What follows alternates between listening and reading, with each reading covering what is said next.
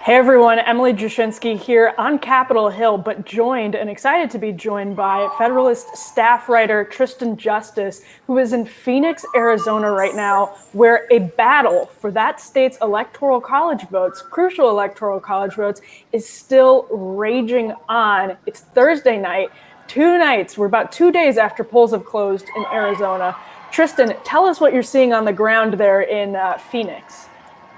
That's right, Emily. We're now 2 days after election. We still don't have a real final result here in Arizona. So far, Fox News and AP have called the race for Biden. The Trump campaign, we know, has pushed back on that, and several pollsters we know have pushed back on that, calling for Fox and the AP to retract that projection. So I'm out here at we're at the Maricopa County Election Center, where they're actually counting votes still inside. Right now, Biden is currently leading the state by just 70,000 votes. But in this county alone, Emily, there are still, I've got the numbers here, 270,000 votes that have yet to be counted. And there's also thousands of votes outside this county and rural strongholds for Republicans in the state that still haven't been counted, leading a lot of people, including the Trump campaign, seem to think that this state's going to go red after all this November. Tristan, what is keeping Arizona from counting that final 270,000 votes, and especially in a time as tense as this one?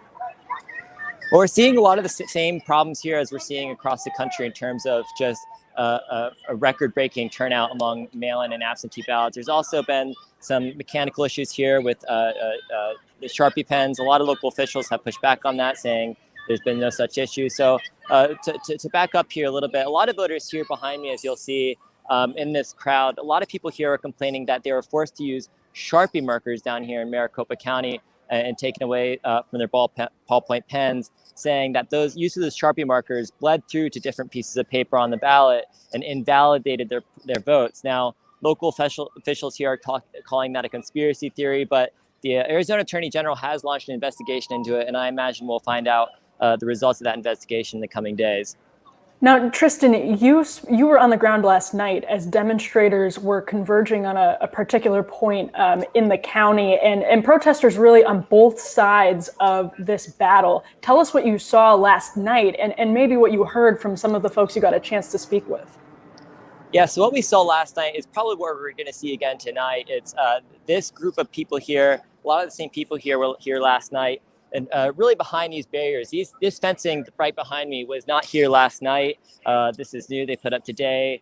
What we saw last night was this group here. It was really just, it was almost like a 4th of July party. People were chanting, and people were pissed. They were screaming, they were protesting, but they're also praying half the time. And every time they saw a news camera go live, everyone bowed their heads and started praying, showing that this was truly a peaceful protest. There were a few people here who were armed, but I mean, if you were watching CNN or MSNBC last night, as my mom was, people thought it was a riot, and nothing could have been further from the truth. The speakers even made that clear, saying, unlike Antifa, we know what a peaceful protest is. But the election officials here we're still concerned enough to erect this barrier right behind me. We've actually have a sign here calling it a free speech zone. I'm not sure if election officials put that up or the people here mocking it, but this fence it's new today. It's so interesting. And what's the mood like? First of all, tell us what you're outside of right now, because we can hear demonstrators, we can hear car horns honking in the background. What is the mood like where you are right now? And honestly, where exactly are you right now? What kind of demonstration are you at right now? Yeah, Emily, so right behind me is a crowd of Trump supporters. Again, a lot of these same people were here last night. A lot of these people just came from the Arizona Republican Party headquarters, just a few miles from here.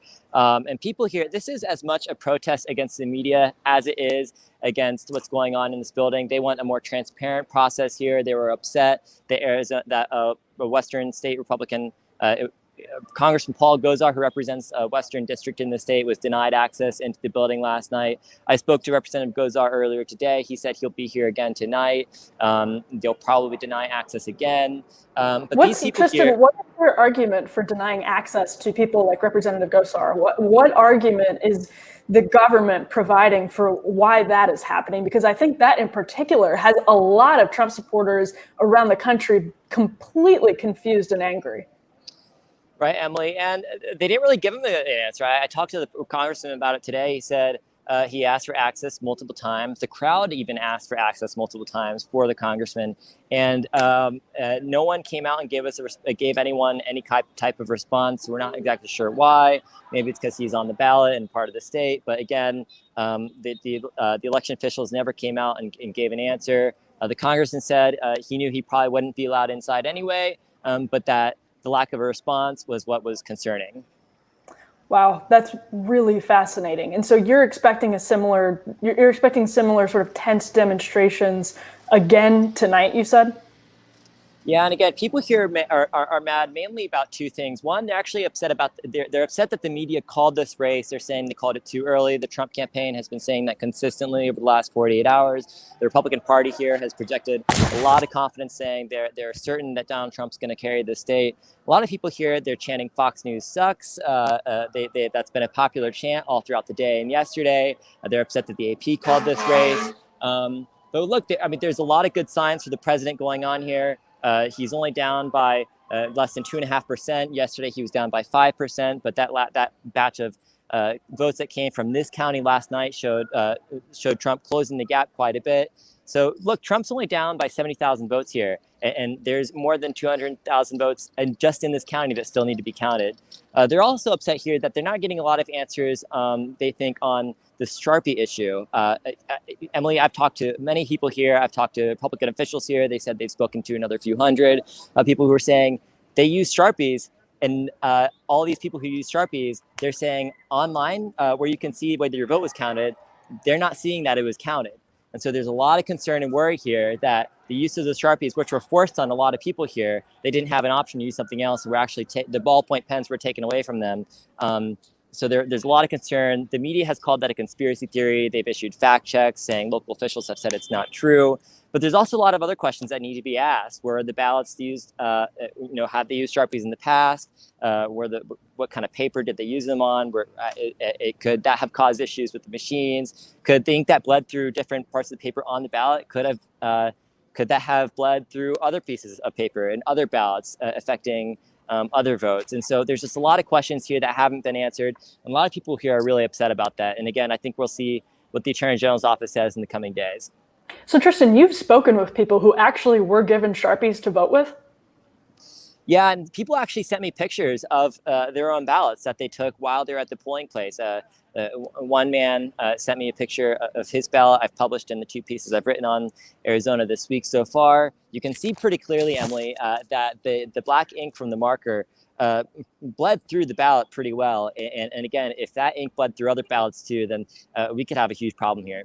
So folks, if you're watching, you heard that right here from our staff writer, from our reporter on the ground in Maricopa County. He has spoken with people who say they were given Sharpies to vote with, and who say that when they look whether they voted to determine whether they voted online and it counted using the state's website, they are not seeing that it was.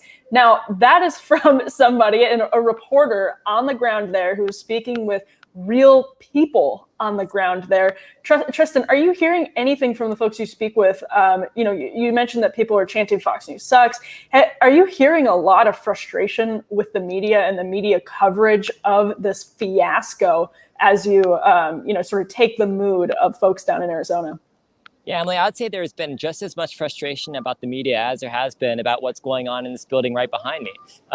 People here, they're upset about not only the early call of the state for Trump, and they think it also may have impacted turnout in places like Nevada and other places. But people are upset about how the media has conducted themselves throughout the entire election. I've seen signs mocking the Hunter Biden laptop, and almost at every event I've been to here, people have complained about the Steele dossier and how our legacy outlets hyped up this DNC-funded junk intelligence as if it was truthful for years on end, and never saw any type of accountability for it. And so I think it's a really underreported story, just how much the Steele dossier has just killed the media's credibility under the Trump administration. Anything else you want to share with what you're seeing on the ground there in Maricopa County? Because we can just hear it as we're watching. We can hear the background. We can hear people shouting back and forth. We can hear car horns. We can see behind you the homemade signs, and all of the evidence that tense demonstrations are happening on the ground. Is there anything you think people should know from your vantage point, literally standing on the pavement where you are right now in Phoenix? Yeah, I just want people to look behind me and look at the scene right here. I mean, there is no rioting going on here. You can see it's actually pretty quiet right now. There's not even a lot of chanting. This is this is a complete opposite of the type of riot demonstrations that I've covered back home in Denver, where Antifa rioters are dumping dumpsters out on the street. They're smashing cars. They're smashing businesses. They're breaking windows everywhere. When people like CNN and these other local reporters are calling this an unruly demonstration, nothing could be further from the truth. Again, just look at the scene. This is a group of patriotic Americans who are praying. They want to be heard. They're protesting. They're doing everything that's well within their rights as Americans. And the idea that places like CNN and local outlets are calling this an unruly riot could not be further from the truth.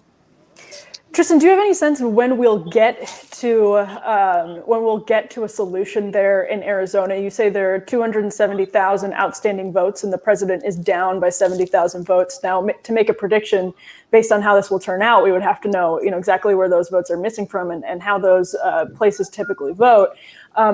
So that's one question. But another is just how much longer do Americans need to wait until they have a definitive answer about how one of the most important states in this election voted? Well, I mean, I think we're going to have. I think things are going to be a lot clearer here in a few hours. This building behind me is expected to drop another round of votes tonight at 7 o'clock Mountain Time. It's 9 p.m. Eastern Time, and really, Trump needs to hit about 60% of those ballots. And if he doesn't, then his chances here look a lot slimmer than they did this morning. So I think the picture is going to be a lot clearer tonight. But I don't think we're going to know probably until tomorrow, if not next week. One final question for you, Tristan. If we do know and we have a clearer picture by tonight to the point where things look fairly conclusive, since you've been at some of these protests and the riots, which you say have remained impressively peaceful so far, since you've been there, should people expect riots in Arizona if this vote turns out to go the president's way, or if this vote turns out to go Joe Biden's direction? What can we expect from the people who have been out there protesting so far if we do come to a decision or some conclusive evidence finally tonight? Well, I don't know, but I really don't think we're going to see anything remotely violent, anything that remotely resembles any type of Antifa riot. They were chanting like "Death to America" back in Denver last night. Here, they were just praying. And so there's a couple people here who are armed. So I think Antifa would be making the wrong move to come here and engage, because people here can defend themselves, and they're well trained to do that. Tristan, I said I had one last question, but now I do have one final one. You said if we don't find out tonight, it will take another few days or into next week. Why is that exactly? What leads you to think if something's not clear tonight, we'll have to wait a few more days and perhaps into next week for it to become clear? Well, Emily, we still have a lot of votes around the state that still need to be counted, especially in some of these rural counties, some of these Republican strongholds. Last time I checked, which was a few hours ago, so it could be different. But Yuma County, down in the southwestern part of the state, it's a Republican stronghold. There are still thousands of votes that still need to be counted. Only 77% of precincts are reporting.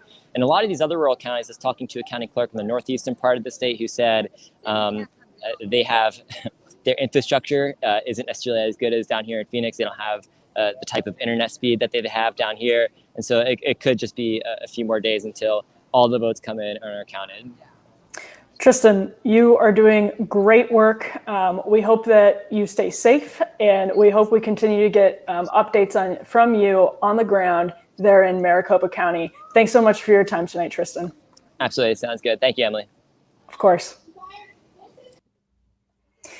Everyone, thank you so much for tuning in to our live coverage of the fiasco that is playing out down in Arizona. We have reporters on the ground in Pennsylvania. Dave Marcus and Christopher Bedford are over there. You can follow their Twitter feeds for updates. You can, of course, tune in to their detailed coverage on the Federalist, in addition to Tristan's detailed coverage. We are trying to bring you the best information available in both of those places as the country braces to learn the results of this very, very close election, which, of course, we were told wouldn't be that close at all. But please stay tuned to the Federalist for more coverage from some of these locations that are turning out to be pivotal in determining who takes the critical number of Electoral College votes. The corporate media is telling you one narrative, and we hope, of course, that the information that we're providing to you, and we're certainly confident that the information we're providing to you is the most accurate information that you can get. So we hope you subscribe to our YouTube channel, and we would encourage you to stay tuned to all of our coverage on our different social media channels, and primarily on thefederalist.com, where you can read that coverage in detail. Thank you so much for tuning in this evening. Like I said, stay tuned for more. But until then, I am Emily Jashinsky, and I hope you have a great evening.